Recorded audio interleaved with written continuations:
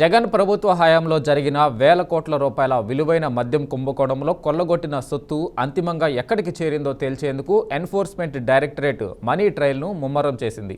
కల్పిత కంపెనీలు, అస్మదీయ సంస్థలను అడ్డం పెట్టుకుని బహుళ అంచెలు, అత్యంత సంక్లిష్ట లావాదేవీల ద్వారా అక్రమార్జన మొత్తాన్ని అంతిమ లబ్ధిదారుకు చేర్చినట్లు ప్రాథమికంగా గుర్తించిన ఈడీ ఏ మార్గాల ద్వారా డబ్బును మళ్లించారో గుర్తించేందుకు ప్రయత్నిస్తుంది.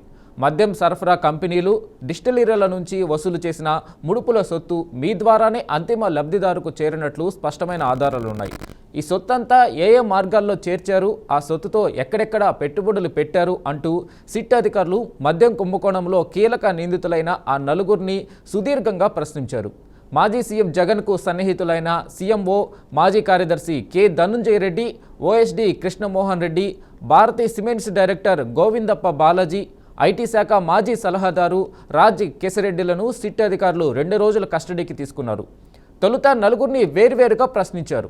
వారి జవాబులన్నీ క్రోడీకరించి మిగతా వారితో క్రాస్ వెరిఫికేషన్ చేసుకున్నారు.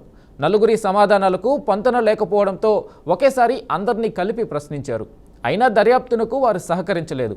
తమకేమీ తెలియదని, మద్యం కుంభకోణంతో సంబంధం లేదని పదే పదే చెప్పారని సమాచారం. వీరి పాత్రపై సేకరించిన కీలక ఆధారాలు, సాక్షుల వాంగ్మూలాలను చూపించి అధికారులు ప్రశ్నించగా మౌనం దాల్చినట్లు తెలుస్తుంది.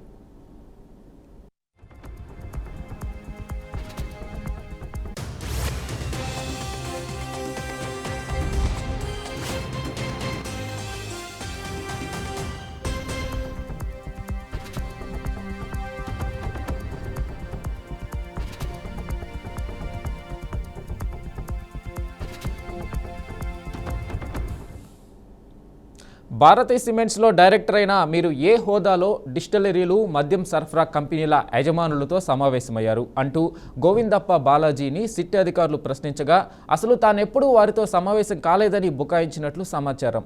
ఏ తేదీల్లో ఎక్కడెక్కడ సమావేశాలు జరిగాయో ఆధారాలు చూపించి ప్రశ్నించగా అవన్నీ వ్యక్తిగత సమావేశాలంటూ సమాధానమిచ్చినట్లు తెలిసింది. మద్యం ముడుపుల సొమ్ము అంతిమ లెక్కలన్నీ మీ దగ్గరికే చేరేవి కదా అని అడగ్గా తాను చార్టెడ్ అకౌంటెంట్ మాత్రమేనని, మిగతా వివరాలేవి తనకు తెలియదని చెప్పినట్లు సమాచారం. ఈ సొమ్మును బెంగళూరు, హైదరాబాద్లో స్థిరాస్తి రంగంలో పెట్టుబడులు పెట్టడానికి ఎలా మళ్లించారు, ఎక్కడెక్కడ పెట్టుబడులు పెట్టారు అని అడగ్గా తనకెలాంటి సంబంధం లేదని బాలాజీ జవాబిచ్చినట్లు తెలిసింది.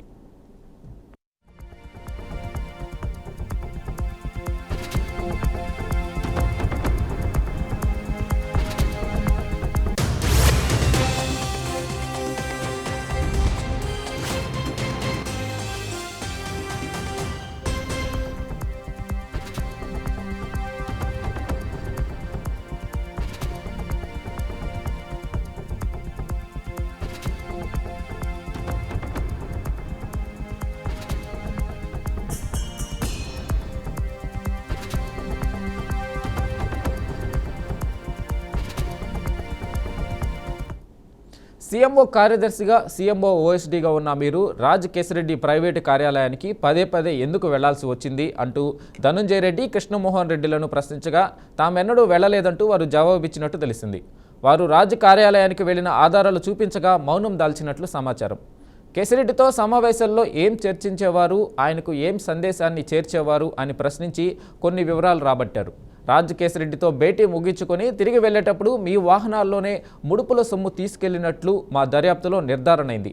వాటిని ఎవరికి అందజేసేవారు అని ప్రశ్నించిన కృష్ణమోహన్ రెడ్డి, ధనుంజయ రెడ్డిల నుంచి మౌనమే సమాధానమైంది.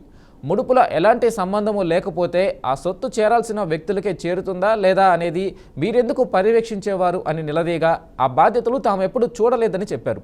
వారు చెప్పింది నిజమేనా, అధికారులు ఈ ముగ్గురు నిందితులు చెబుతున్నవి నిజాలా కాదా అని కేశరెడ్డితో క్రాస్ వెరిఫికేషన్ చేసుకున్నారు.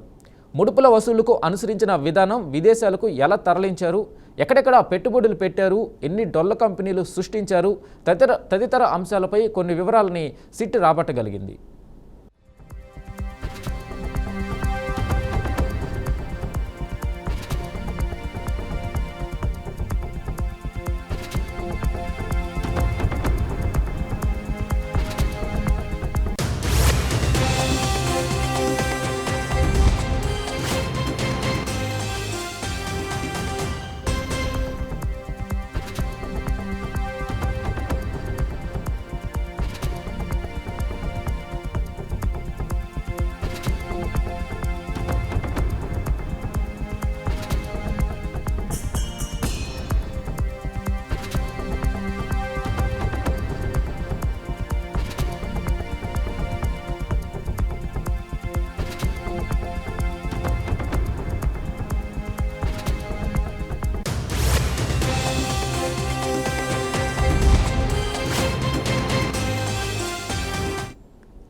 జగన్ ప్రభుత్వ హయాంలో జరిగిన వేల కోట్ల రూపాయల విలువైన మద్యం కుంభకోణంలో కొల్లగొట్టిన సొత్తు అంతిమంగా ఎక్కడికి చేరిందో తేల్చేందుకు ఎన్ఫోర్స్మెంట్ డైరెక్టరేట్ మనీ ట్రయల్ను ముమ్మరం చేసింది.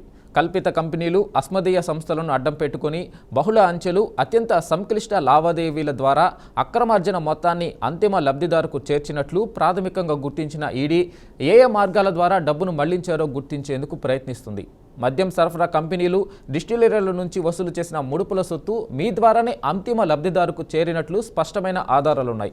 ఈ సొత్తంతా ఏ మార్గాల్లో చేర్చారు, ఆ సొత్తుతో ఎక్కడెక్కడ పెట్టుబడులు పెట్టారు అంటూ సిట్ అధికారులు మద్యం కుంభకోణంలో కీలక నిందితులైన ఆ నలుగురిని సుదీర్ఘంగా ప్రశ్నించారు. మాజీ సీఎం జగన్కు సన్నిహితులైన సీఎంఓతో మాజీ కార్యదర్శి కె ధనుంజయ రెడ్డి, ఓఎస్డీ కృష్ణమోహన్ రెడ్డి, భారతీయ Cements director Govindappa Balaji, IT శాఖ మాజీ సలహాదారు రాజ్ కేశరెడ్డిలను సిట్ అధికారులు 2 రోజుల కస్టడీకి తీసుకున్నారు.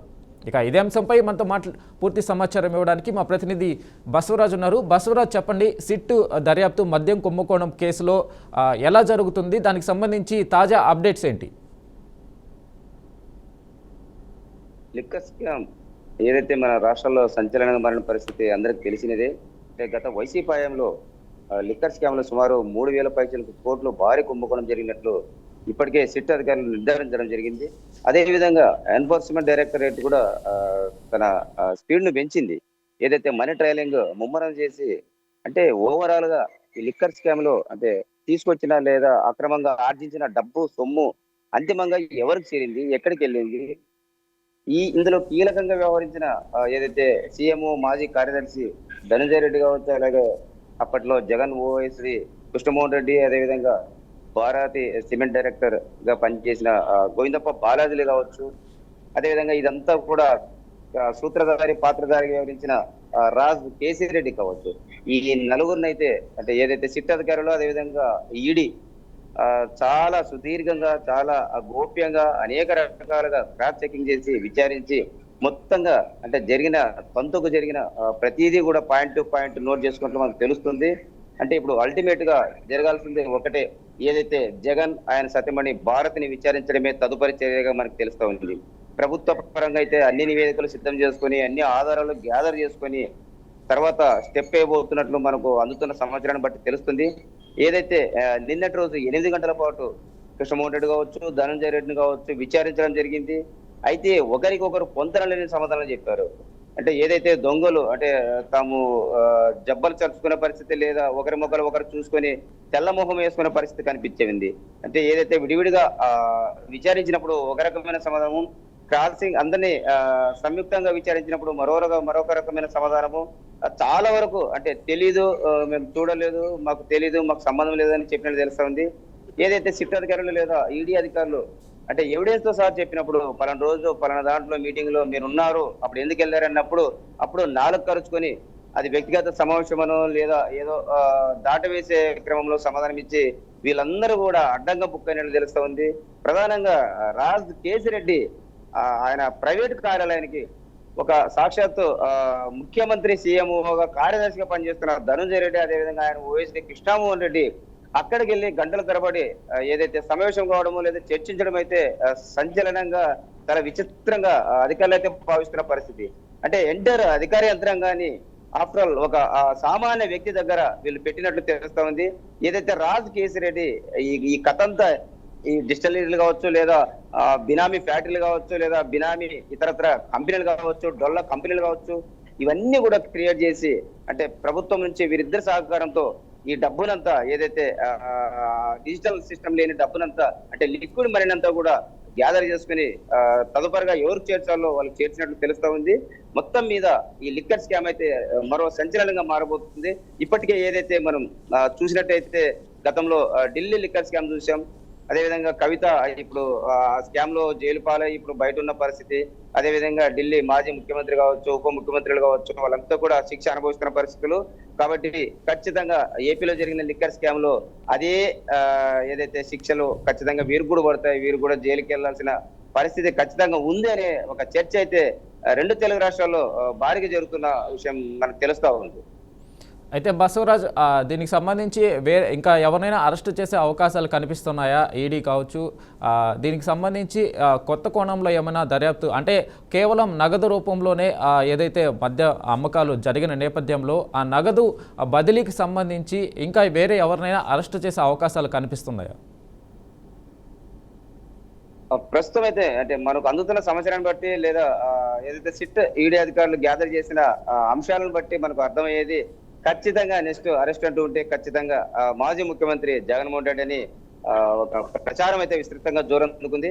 ఇప్పటికే కీలకంగా ఉన్న ధనంజయ రెడ్డి కావచ్చు, వైఎస్డి కృష్ణమోహన్ రెడ్డి కావచ్చు, లేదా రాజ్ కేసిరెడ్డి, అదేవిధంగా గోవిందప్ప బాలాజీ, ఈ నలుగురు ద్వారా వేల కోట్లు ఎక్కడికి చేరాలో అక్కడికి చేరినట్లు అధికారులు ఇప్పటికే అన్ని విధాలుగా సమాచారం సేకరించి అంటే నివేదికను సిద్ధం చేసి పెట్టుకున్నట్టు తెలుస్తా ఉంది. తదుపరి చర్య ఎప్పుడనేది మొన్న ఏదైతే మనం గమనించామో, మన కడపలో జరిగిన మహానాడులో కూడా చాలా మందిని అంటే బీఆర్కే న్యూస్ విచారించి టచ్ చేసిన పరిస్థితులు ఉన్నాయి. ఏదైతే లిక్కర్ స్కామ్ ఉంది, జగన్మోహన్ రెడ్డిని నిందితులుగా చూస్తా ఉన్నారు, మరి అరెస్ట్ ఎప్పుడు ఉంటుందని అడిగినప్పుడు చట్టం తన పని తాను చేసుకోబోతుంది, త్వరలో అరెస్ట్ కాబోతున్నారని వాళ్ళు చెప్పిన దాన్ని బట్టి చూస్తే ఖచ్చితంగా జగన్మోహన్ రెడ్డి అరెస్ట్ అయ్యే పరిస్థితులు కనిపిస్తున్నవి. అదే విధంగా భారతికి కూడా ఏదైతే లిక్కర్ స్కామ్ పాపం తగిలే పరిస్థితులు కూడా లేకపోలేదనే సమాచారం మనకు తెలుస్తూ ఉంది. మరి మొత్తం మీద ఇది ఎప్పుడవుతుంది? ఏదైతే ఈడీ ఇప్పటికే దూకుడు పెంచింది, ఈ దూకుడు నేపథ్యంలో ఒకవేళ జగన్ విచారించేందుకు నోటీసులు జారీ చేసే అవకాశం కూడా కనిపిస్తా ఉంది. అది ఎప్పుడు ఏమనేది త్వరలోనే అంటే సమీప భవిష్యత్తులో కూడా ఇది కూడా ఈ చర్యలు కూడా పూర్తయ్యే పరిస్థితి కనిపిస్తా ఉంది. మరి మొత్తం మీద ప్రభుత్వం అయితే ఏదైతే కూటమి ప్రభుత్వం ఈ లిక్కర్ స్కామ్ పైన జరిగిన దాంట్లో ఎవరెవరు భాగస్వామ్యం ఉన్నాయి, ఎంత పెద్ద తలకాయలు ఉన్నా కూడా ఖచ్చితంగా బయటికి తీస్తాం, ఖచ్చితంగా చట్టపరంగానే అడుగులు వేస్తామని వీరైతే బల్లగుద్ది చెప్తున్న పరిస్థితులు కనిపిస్తా ఉన్నాయి. అదేవిధంగా ఏదైతే అంటే వైసీపీ ప్రభుత్వం అయితే కూటమి ప్రభుత్వం కక్ష కట్టింది, జగన్ ని జైలుపాలు చేయాలనే ఒక సంకల్పంతో ఈ కార్యక్రమాన్ని నడిపిస్తుంది. ఎక్కడ స్కామ్ జరగలేదని వారైతే ఏదైతే పార్టీ కార్యదర్శులు లేదా పార్టీ కీలకవేత్తలు అయితే మీడియా సమావేశంలో చెప్తున్న పరిస్థితి.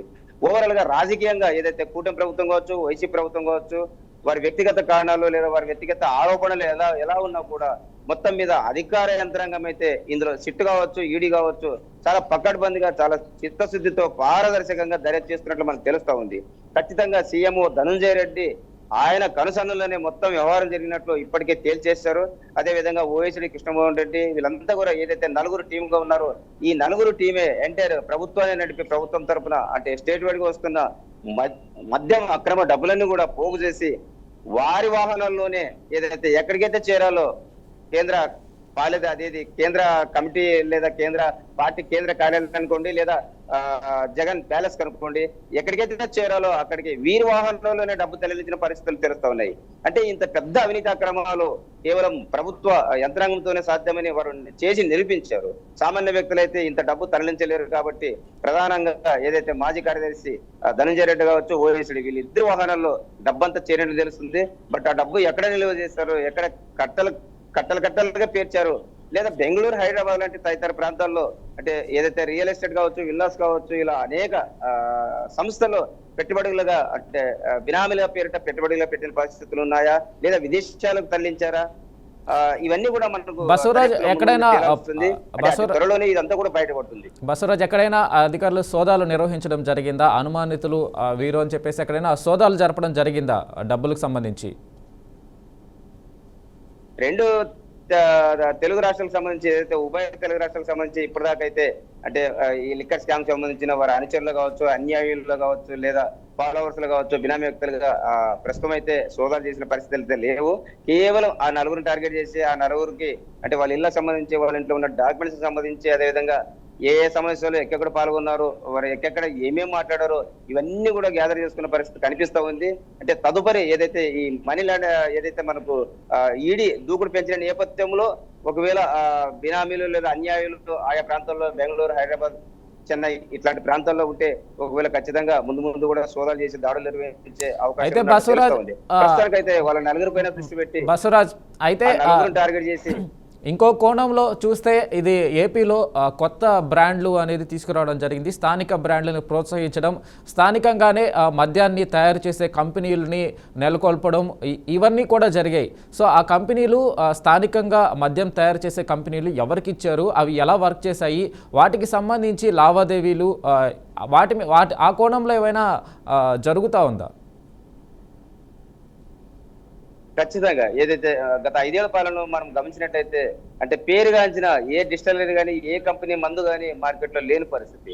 కేవలం అంటే బినామీలు లేదా డిస్టిలరీలను కొంత అప్పటికప్పుడు క్రియేట్ చేసుకొని అంటే బ్రాండెడ్ డిస్టిలరీ కాకుండా కొత్త కొత్తవి పేర్లతో క్రియేట్ చేసి కొత్త వారిని డిస్టిలరీలకి ఓనర్లను చేసి అంటే ప్రధానంగా ఏదైతే సారాలో కలిపి తాపారనే ఒక ప్రధాన ఆరోపణ అయితే బలంగా వినిపిస్తా ఉంది. మన ఉమ్మడి కర్నూలు జిల్లాలో ఏదైతే నంద్యాలలో ఎస్పీ రెడ్డికి సంబంధించిన ఒక డిస్టిలరీ ఉండింది. ఆ డిస్టిలరీని వైసీపీ వాళ్ళు స్వాధీనం చేసుకొని అక్కడ అంటే సారాలో అంటే నాటు సారా తీసుకొచ్చి అందులో కలర్ వేసి రకరకాల బ్రాండ్లతో ఏదైతే లిక్కర్ మార్కెట్ లో వదిలి అమ్మి సొమ్ము చేసుకున్న పరిస్థితి కనిపిస్తా ఉంది. ఆ రకంగా కూటమి నేతలు అయితే చాలా బలంగా ఆరోపిస్తున్నారు. అనేక మంది ప్రాణాలకు ఏదైతే కల్పించుకొని పెట్టిన డిస్టిలరీ ద్వారా అనేక మంది ప్రాణాలు సుమారు కొన్ని వేల మంది ప్రాణాలు బలి ఉన్నది గతంలో వైసీపీ ప్రభుత్వం అని ఇప్పుడు కూటమి నేతలు అయితే బలంగా చెప్తా ఉన్నారు. ఎలాంటి ఏదైతే కేవలం ఇది డబ్బు కోసమే అంటే జాతరలో రంగు నీళ్ళు అమ్మి సొమ్ము చేసుకున్న పరిస్థితి ఎట్లయితే కనిపిస్తుందో తిరునాళ్ళ జాతరలో, అదే విధంగా గత 5 ఏళ్లలో ఈ సారా ఒక స్పిరిట్ లోకి ఇలా రకరకాలుగా రంగులు కలిపి ఆ సొమ్మంతా కూడా పక్కదారి పట్టించి జనాన్ని అయితే నట్టేట ముంచి లేదా అనారోగ్యాలు పాలు చేసిన పరిస్థితి అయితే బలంగా వినిపిస్తుంది. ఆ డిస్టిలరీ తతంగం అంతా కూడా లాగినట్టు తెలుస్తుంది. అంటే కొన్ని బినామీ కంపెనీలు కావచ్చు లేదా అనామక కంపెనీలు కావచ్చు, కల్పిత కంపెనీలు కావచ్చు, ఇట్లా రకరకాలుగా ఈ డొల్ల కంపెనీలు ఎవరెవరివి ఏంటి, ఈ డిస్టిలరీకి ఉన్న ఎక్స్పీరియన్స్ ఏంటి, వాటికి పర్మిషన్ ఏంటి, అనుమతులు ఏంటి, అవన్నీ కూడా బయటికి తీసి వారిని ఆ డిస్టిలరీకి అసలు సూత్రధారులు ఎవరు, వాళ్ళకి ఓనర్ ఎవరు, ప్రొపరేటర్ ఎవరు, అదే విధంగా ఆ దిశగా కూడా దర్యాప్తు ముమ్మరం సాగుతుంది. ఆ భాగవతం కూడా బయటపడే అవకాశాలు కనిపిస్తుంది. Right Basavaraj, thank you.